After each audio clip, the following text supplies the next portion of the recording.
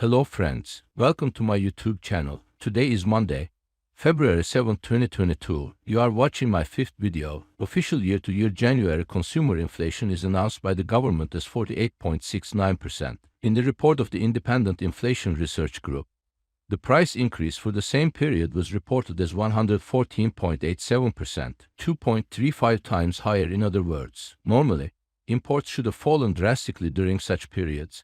Meanwhile, in January, the foreign trade deficit was recorded as a record $10.4 billion. The same figure had been observed once in 2011 only. Even if the energy imports are excluded, a significant increase in imports is observed. After experiencing such a serious devaluation of Turkish lira, the reason for the intense increase in imports may only be uncertainties about the future. It would not be wrong to say that the idea was importing as much.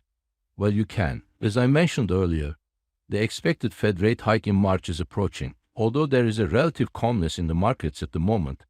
As the time comes nearer, it is likely that the uneasiness will increase exponentially in all markets. According to the median expectation in the market, a monetary contraction of $2.5 to $3 trillion is predicted for 2022. This corresponds to a year-end policy rate of around 1.25%. In this period, a serious money outflow will be observed from emerging countries, as well as from many high-risk asset classes that show high price correlation to the amount of available liquidity in global markets. Although there are not many foreign investors left in Turkey, there may be serious difficulties during rollover periods of foreign fundings at maturity. At least, renewed borrowing costs can be expected to rise significantly. Obviously, the coming months will be very difficult for Turkey. Under such bottleneck and difficulty in economy management, we can easily say that the country has come to the brink of the abyss in terms of energy and agriculture as well. There can be no logical explanation for the natural gas cut in the factories and the 4 days without electricity in Isparta. On the agriculture side,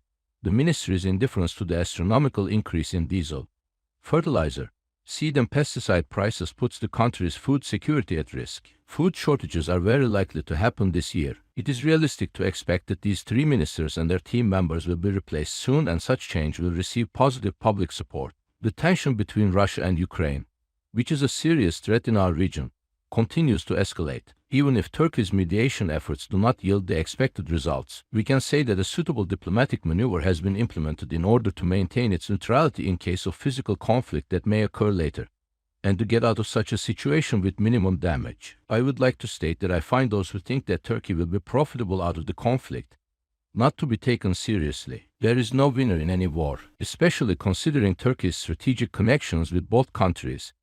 It is clear that it will only yield severe losses on our account. The absence of conflict is the most peaceful and beneficial scenario for our country's interests. Both inflation and geopolitical tensions caused Brent oil to reach the level of $93 per barrel. Unfortunately, in addition to the increasing global demand, it is possible to predict that the price increases will continue for a while due to the tensions in our region. Inevitably, this will also reflect on domestic energy and fuel prices and will make living conditions more difficult and challenging. America's withdrawal of its support from the Eastern Project has been recorded as a very important diplomatic success for our country. In addition, the resumption of relations with Armenia is a serious gain. All countries in our geography are somehow experiencing various problems under the influences of both America and Russia. In countries where we have weak or no diplomatic ties, it is proven by experience that events always develop against our country's interests. For a while, it became very fashionable to experience severe tension at the slightest incident,